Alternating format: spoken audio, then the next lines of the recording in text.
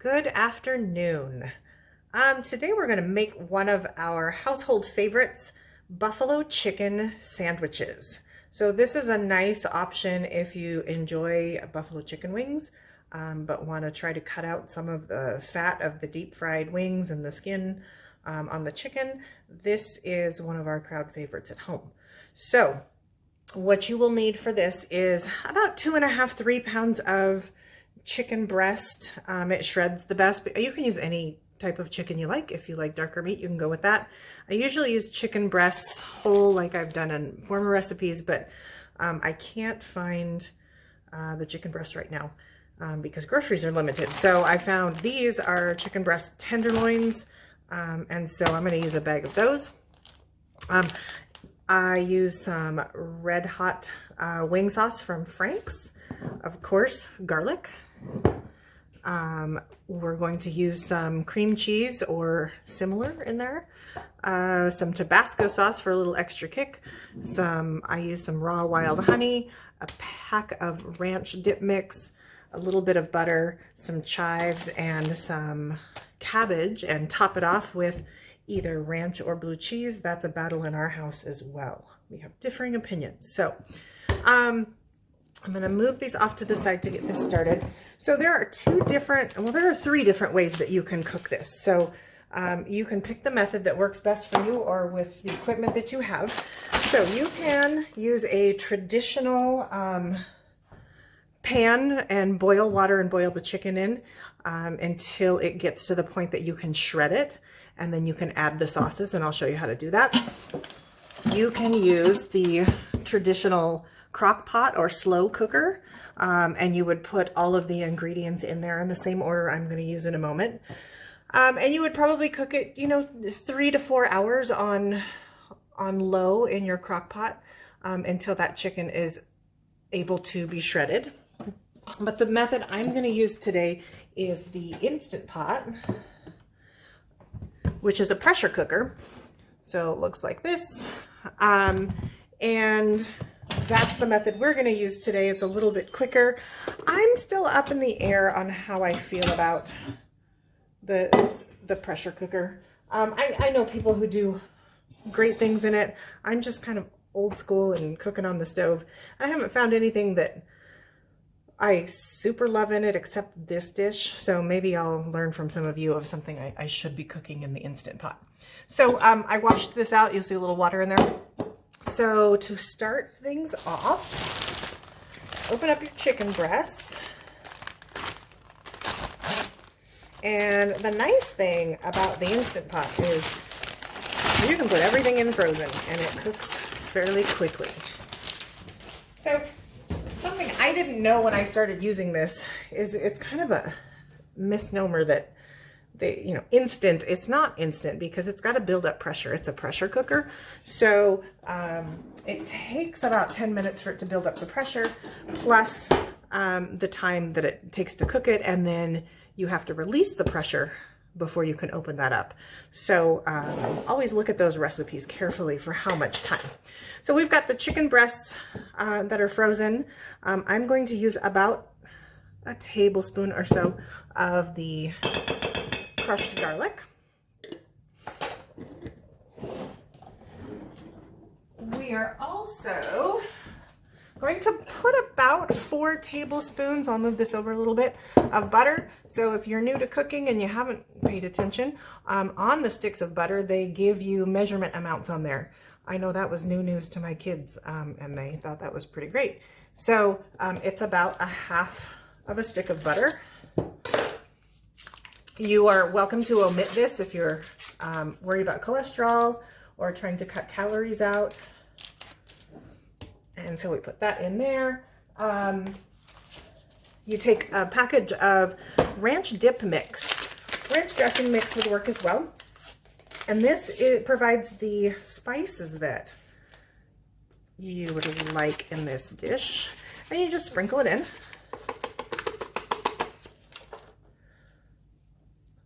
I put a couple shakes of Tabasco in there because we like it spicier.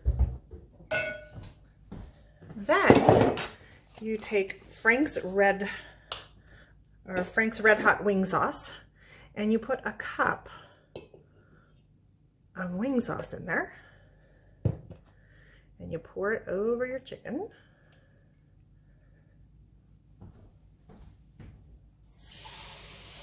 I always add about a half a cup of water as well.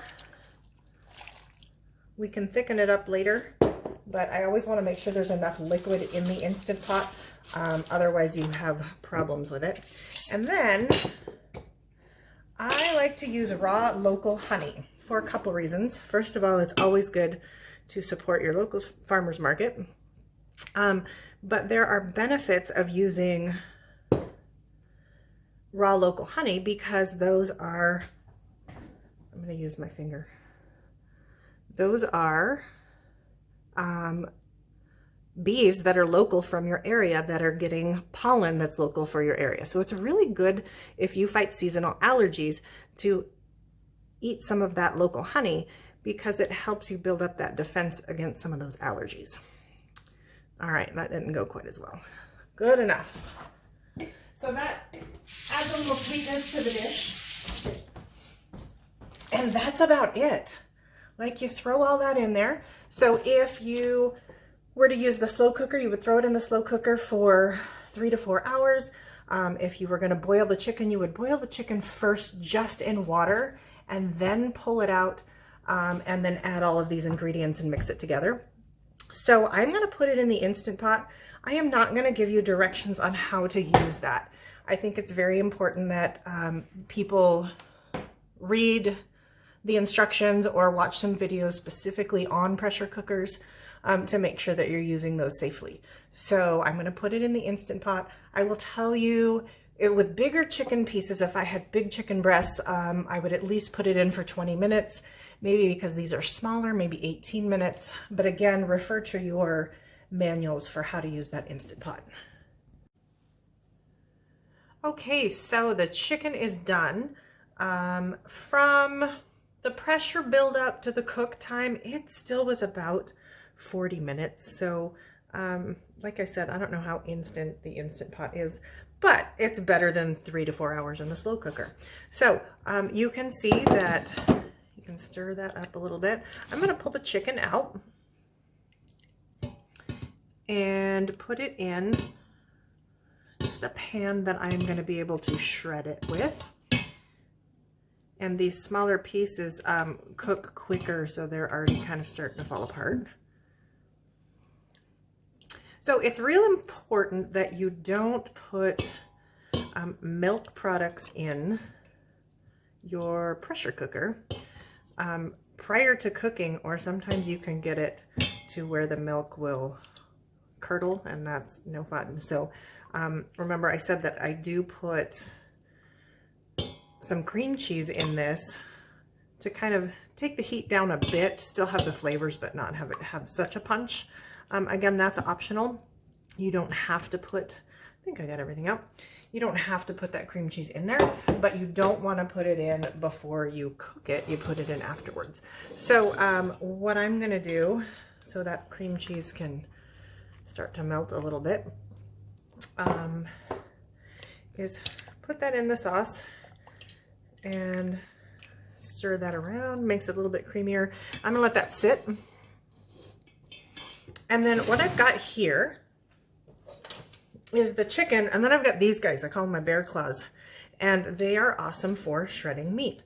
So you have to be really careful because they are sharp, but you just start pulling them apart and shredding the meat. You can do this with forks, you don't need these. You can take 2 forks and start to shred the meat, and it pulls apart really nicely. Now that I look at the amount of chicken, I probably, like when I make this, I use 4 chicken breasts with the boys. So this will barely be a meal for them, but it'll work out. Okay, so you shred this up nice and good, and then you're going to add it to the sauce.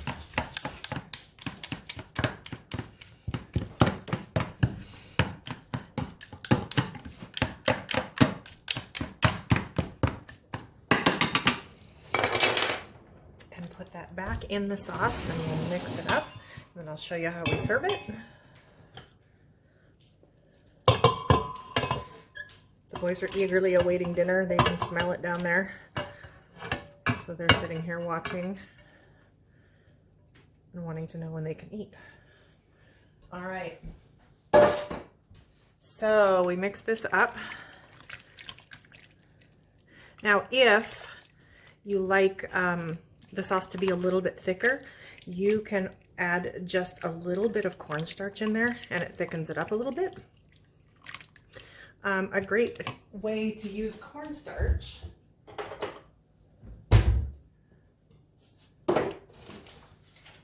is commonly used as a thickener in gravies. You want to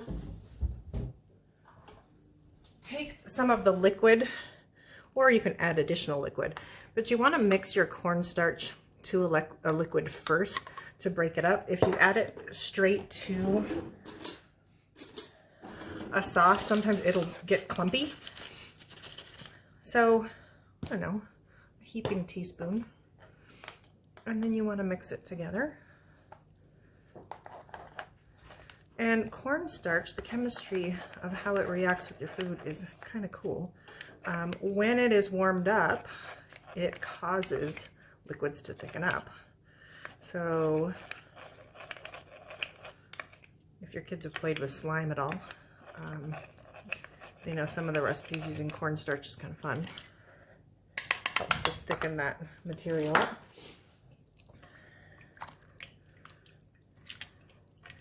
So for the sake of time, I would probably mix this a little bit more to make sure that cream cheese is mixed all the way through, and heat it up a little bit to get that to thicken. I'm going to plate this up because I've got hungry boys waiting. So what we've got is, we just serve them on hamburger buns, but you can use the bread of your choice, or if you're trying to watch calories and you don't want the carbs, you can just use the meat itself. See, even the dog's hungry. She's barking out there. So we put this on the bun.